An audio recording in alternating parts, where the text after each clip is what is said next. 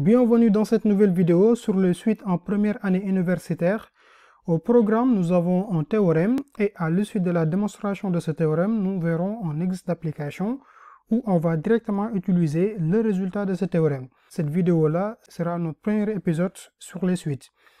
L'énoncé du théorème est de sorte, donc nous avons trois suites UN, Vn et Wn qui sont des suites réelles, telles que nous avons la comparaison suivante, c'est-à-dire la suite V de n est inférieure ou égale à la suite U de n qui est inférieure ou égale à la suite W de n.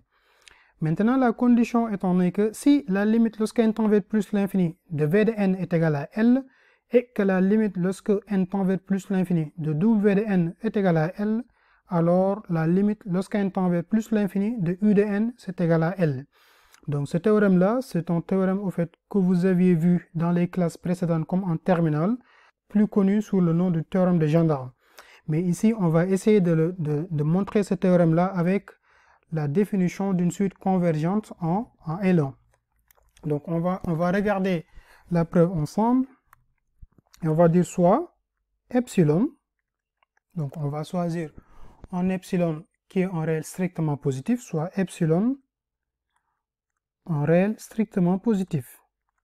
Donc pour rappel de la définition d'une suite convergente, par exemple, on peut prendre l'exemple de la suite V de n, comme on sait que la limite de V de n existe, alors on va dire que quel que soit epsilon, ça sera un rappel de la définition, donc quel que soit epsilon positif, il va exister un n0 appartenant à grand N, tel que quel que soit x, quel que soit n supérieur ou égal à n0, alors la valeur, ceci entraîne quoi? Ceci entraîne que la valeur absolue de V de n moins sa limite est inférieure ou égale à epsilon. Donc là, c'est un rappel.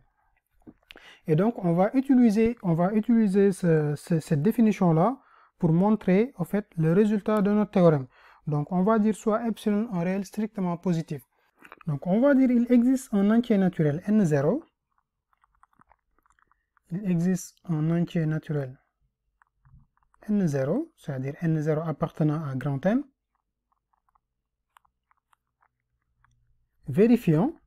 Donc, ça va vérifier pour la suite W de n et la suite V de n. Ça, pour quel que soit n supérieur ou égal à n0, on aura L moins epsilon, il sera inférieur ou égal à Vn qui est inférieur ou égal à L plus epsilon, et L moins epsilon est inférieur ou égal à Wn qui est inférieur ou égal à L plus epsilon.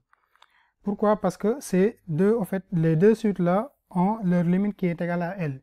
Et donc en partant de l'égalité qu'on a, donc on aura L moins epsilon, il sera inférieur ou égal à V de n qui est inférieur ou égal à la suite U de n.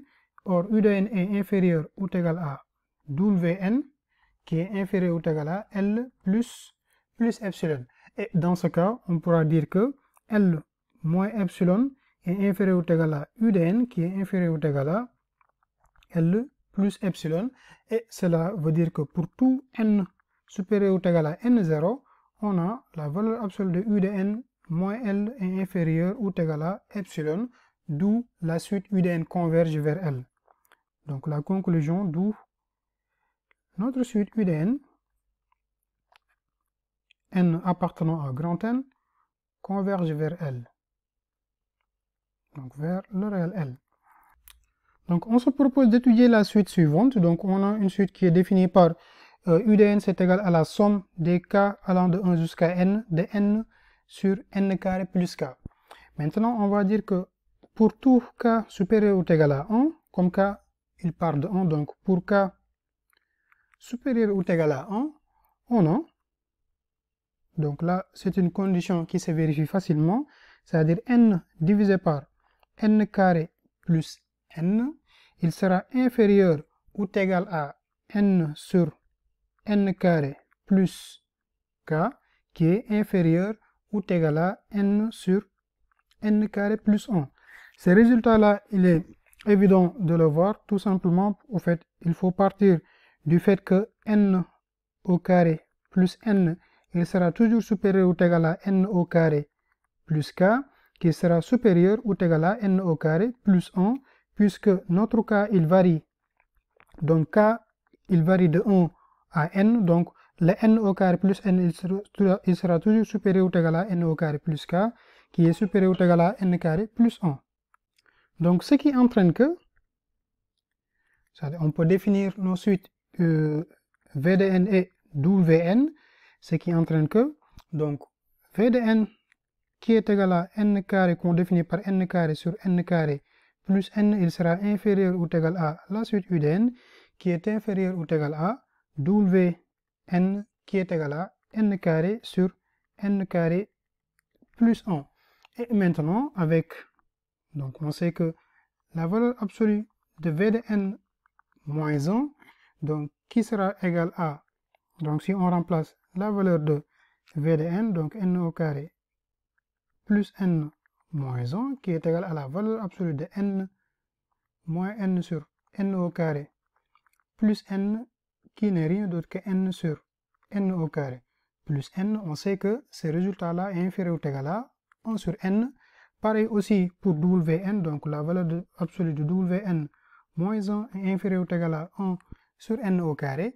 Et donc là, on en déduit que donc la limite lorsque n tend vers plus l'infini de v de n, c'est égal à 1, et la limite lorsque n tend vers plus l'infini de wn est égal à 1.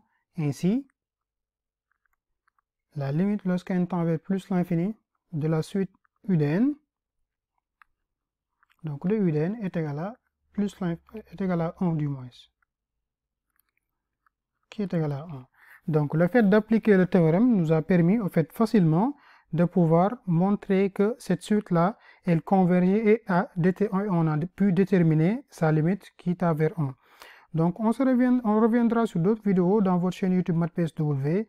N'hésitez pas de partager la vidéo et de la liker et de vous abonner si vous n'êtes pas encore abonné à la chaîne.